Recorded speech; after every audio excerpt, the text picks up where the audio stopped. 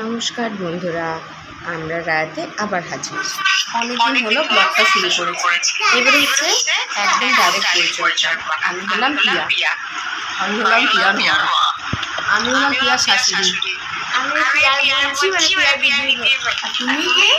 বললাম পিয়ার ছেলে। বলে দাও ছেলে। হ্যাঁ, বলো তুমি আপনি বলো, তুমি বলো পিয়ার ছেলে। মহাদেব। যেহেতু আজকে বললাম সকালবেলা থেকেই রাসুর জন্মদিনই স্কুলে আমরা সেলিব্রেট করলাম। মা আর ননদ ডাইরেক্টলি আমার বাড়ি এসেছিল।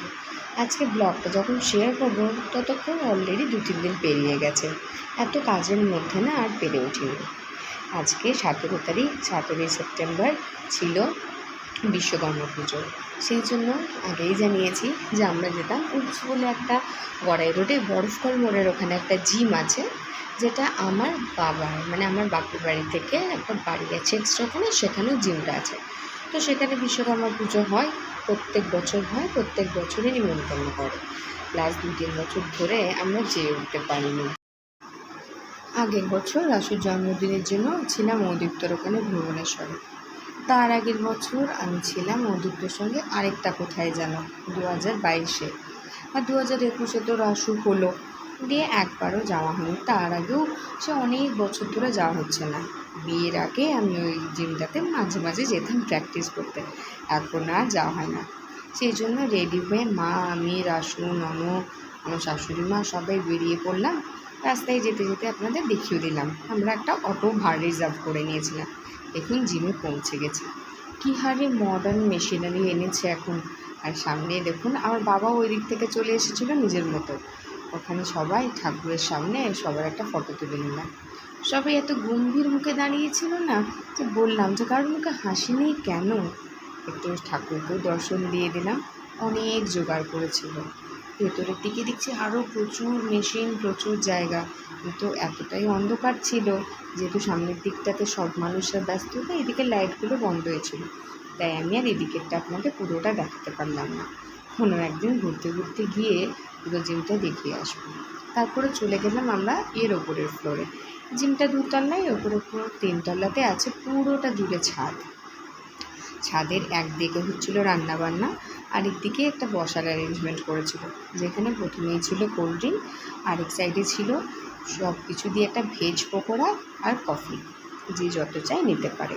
আর এটা দেখুন একদম ফ্রন্টেজটা যদি ছাদ থেকে দেখানো হয় একদম বরফকল মোড়ে, আপনারা চাইলে দেখতে পারেন। চলে এলাম এখানে, যেখানে ফ্রেশ রান্না হচ্ছিল ছাদের মধ্যে খোলা আকাশে, সেখানে দেখাতে। রাসু এখানে এসেই পাপড় করে চিৎকার করেছে। তখন রাঁধুনি মহাশয় বলল যে একটা বাচ্চাটাকে পাপড় দিই। ব্যাস নিচে নেমে এলাম, নেমে এসে দেখছি বাবা বসে আছে। তারপর এখানে বেশ কিছুগুলো চেয়ার খালিই ছিল, যেহেতু আমরা আস্তে আস্তে একটু লেট হয়ে গেছিলো, অনেকগুলো ব্যাচে তখন খাওয়া হয়ে গেছে। একটা সাধারণ বলা হয়তো ভুল, একটা জিমের অনুষ্ঠান বা জিমের একটা বিশ্বকর্মা পুজো, তাতে কী হারে অ্যারেঞ্জমেন্ট করেছিল, কত মানুষ। খাওয়া দাওয়া সেরে আমরা বেরিয়ে পড়লাম। যেহেতু খাওয়ার রিভিউগুলো আগে একটা অন্য ব্লগে দিয়ে দিয়েছি, তাই এখানে অত ডিটেলসে দেখালাম না। তা বলে দিই এখানে কী কী খাবার করেছিল। ভেজ কাটলেট ছিল, পোলাও ছিল, রাধাবল্লভী ছিল, তার সাথে আপনার স্যালাড ছিল, সস ছিল, মিক্স ভেজ ছিল, চিলি পনির ছিল, একটা ছোটো করে বিটস অ্যান্ড পিসেসে দেখিয়ে দিলাম। খাওয়া দাওয়া করে রাসুকে নিয়ে, মাকে নিয়ে, যেহেতু আসার সময় রিটার্নের সময় একটু লেট হয়ে গেছিলো, তখন আমরা না অটো পাইনি, একটা টোটোকে রিজার্ভ করে আমরা একদম সোজা বাড়ির উদ্দেশ্যে রওনা দিলাম। আসার পথে ননকে মাকে দিদির বাড়িতে নামিয়ে দিলাম। ওদের যেহেতু আমার বাড়িতে থাকার প্ল্যান ছিল না, আর সকালবেলায় এসেছিল আমার বাড়িতে, সেরকম কোনো জোগাড়ও নিয়ে আসেনি। মাকে আর ননকে ওখানে নামিয়ে আমরা বাড়ি চলে গেলাম। আজকের দিনটা সকাল থেকে শুরু করে রাত পর্যন্ত এত ভালো কাটলো যে কি বলবো। কাল থেকে আবার দৈনন্দিন যাত্রা শুরু। মাঝে মাঝে লাইফে যদি একটু ভালো কিছু না থাকে, তাহলে সত্যি বাকি দিনগুলো টানা কঠিন হয়ে যায়। তাই জন্য আজকের দিনটা আমার কাছে খুব ভালো কেটেছে। একটা জিনিস বলে দিই, যেখান থেকে ক্যাটারিং করছিল তাদের নাম ছিল মিত্র ক্যাটারার। যেহেতু এটা কোনো পেড প্রমোশন নয়, তাই আমি এখানে কোনো ডিটেল মেনশন করলাম না। আপনাদের যদি লাগে আপনারা আমাকে কমেন্টে জানাবেন, তখন আমি ডিটেলস দিয়ে দেবো। আজকের আমার এই ছোট্ট ব্লগ সন্ধেবেলার জার্নি, খাওয়া দাওয়া কেমন লাগলো জানাবেন। যদি ভালো লাগে একটা লাইক, কমেন্ট এবং শেয়ার করবেন। আমার ইউটিউব চ্যানেল রাসু এবং প্রিয়া, ওটাও সাবস্ক্রাইব করতে পারেন। এখনকার মতো রাখি, দেখা হবে পরের দিন আবার একটা নতুন ব্লগে। ভালো থাকবেন, শুভরাত্রি।